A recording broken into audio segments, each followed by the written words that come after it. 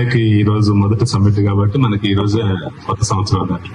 సహాయాలు కొన్ని సంవత్సరాలుగా అన్వాయితీగా మనము సహాయ సమ్మిట్ అనేది so first hour with god అన్నట్లుగా, సో మొదటి గడియ లేకపోతే మొదటి రోజు మనము దేవునికి ఇవ్వాలి అన్నట్లుగా.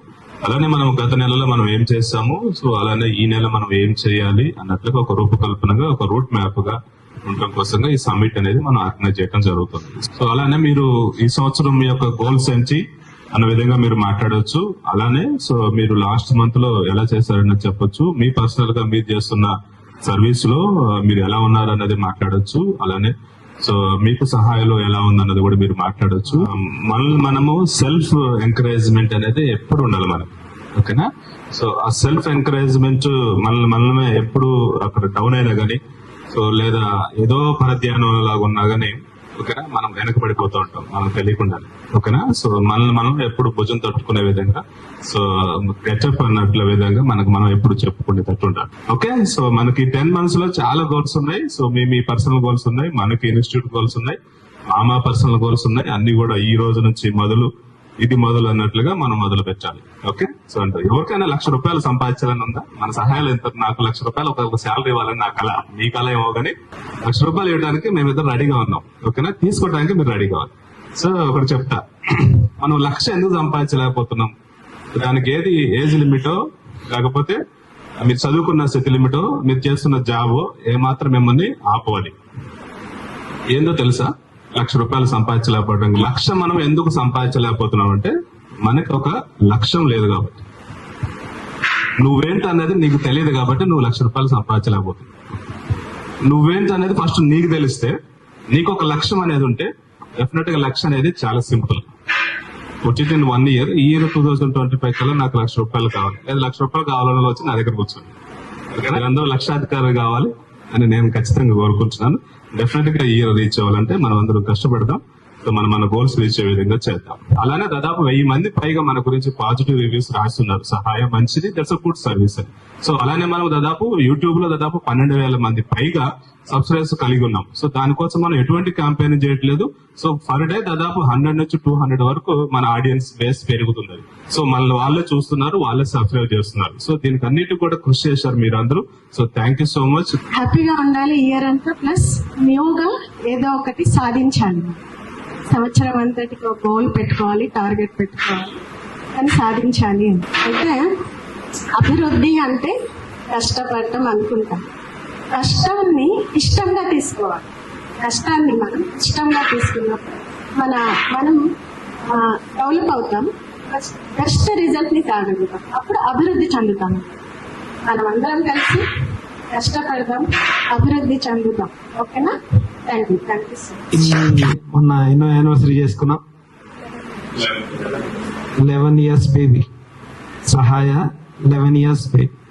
అలాంటి సహాయతోని కనెక్ట్ అయినటువంటి కుటుంబాలు, వ్యక్తులు, సర్వీసెస్ తీసుకున్న వాళ్ళు, సర్వీసెస్ ఇచ్చే వాళ్ళు, అండ్ సర్వీసెస్ ని ప్రొవైడ్ చేయడానికి ఒక మంచి ప్లాట్ఫామ్ ని డిజైన్ చేసినటువంటి యాజమాన్యం, వీళ్ళందరికీ కూడా నా శుభాకాంక్షలు, శుభాభినందనలు తెలియజేస్తా ఉన్నాను. సహాయ అనేది ఒక సంస్థ. ఈ సంస్థ వ్యాపార సంస్థ అయితే కాదు. ఆ బ్రెయిన్ చేంజ్ ఉన్నప్పుడు కావచ్చు, లేకపోతే అది మేనిఫెస్ట్ అయినప్పుడు కావచ్చు, లేకపోతే డాక్టర్ గారితో నాకున్న, లేకపోతే నీలు గారితో ఈ కుటుంబంతో నాకున్న పర్సనల్ రిలేషన్షిప్ ని బట్టి కావచ్చు. దీని ఒక వ్యాపార సంస్థగా వాళ్ళు చూడలేదు, వాళ్ళు ఎప్పుడు మాట్లాడలేదు, వాళ్ళు ఎప్పుడు లాభాల గురించి మాట్లాడలేదు. లేకపోతే ఎంతమందిని కలుసుకున్నాం, ఎంతమందికి సర్వీస్ ఇచ్చాం, ఎంతమందికి సర్వీస్ ఇచ్చే వాళ్ళు మనతో కలిసి పనిచేస్తున్నారు. సో సర్వీస్ అనేది ద అల్టిమేట్ మోటో. అందుకే ఈ సంవత్సరం క్యాలెండర్ చూసే ఉంటారు మీరు. మామిడి చెట్టుకి మామిడికాయలు లోపల నుంచి బయటకు వస్తాయా? దేవుడు వచ్చి అంటి చెల్తారా? రాత్రికి వచ్చి లోపల నుంచి బయటకు వస్తాయి. సరే, మీ సంపాదన, మీ శాలరీ, ఇందాక ఒక మాట చెప్పారు, ₹1,00,000 మాకు కావాలి. ఓకే అన్నాం, చూడండి. ఇప్పుడు ఆ ₹1,00,000 అనేవి మీ లోపల నుంచి బయటకు చేస్తారా? బయట నుంచి మీ లోపలికి వస్తాయా? అవి కూడా లోపల నుంచి దిగాలి. ఓకే, ఎలా తీస్తావు లోపల నుంచి? నీ టైం పెట్టండి, నీ తలాంతులు పెట్టండి, నీ టాలెంట్స్ పెట్టండి, నీ జ్ఞానం పెట్టండి, నీకున్న స్పెషాలిటీస్ పెట్టండి. దేవుడు నీ లోపల ఏం పెట్టాడో వాటిని పెడితే, give what ever you have, get what you want what you want. నీకేం కావాలో నీకు ఉన్నది ఇచ్చి కావాల్సింది తీసుకో. దాన్ని వ్యాపారం అంటాం. వ్యాపారం అంటే ఏదో మా ప్రాఫిట్ లాస్ బ్యాలెన్స్ షీట్ డబ్బులు అసలు విషయం కాదు. ఇకపోతే అంటే సహాయాలు బిజినెస్ ఏంటి అంటే ఉన్నది ఇచ్చి కావాల్సింది తీసుకోండి. మనకున్నటువంటి విషయాలు నైపుణ్యత కావచ్చు, లేకపోతే జ్ఞానం కావచ్చు, ఎవరికి లేని ప్రత్యేకతలు ఉంటాయి. Every person is unique in the eyes of God. దేవుని దృష్టిలో ప్రతి వ్యక్తి ప్రత్యేకమైన వాడు. ఈ వ్యక్తిలో నేర్చుకోవడానికి ఏం లేదంటారు.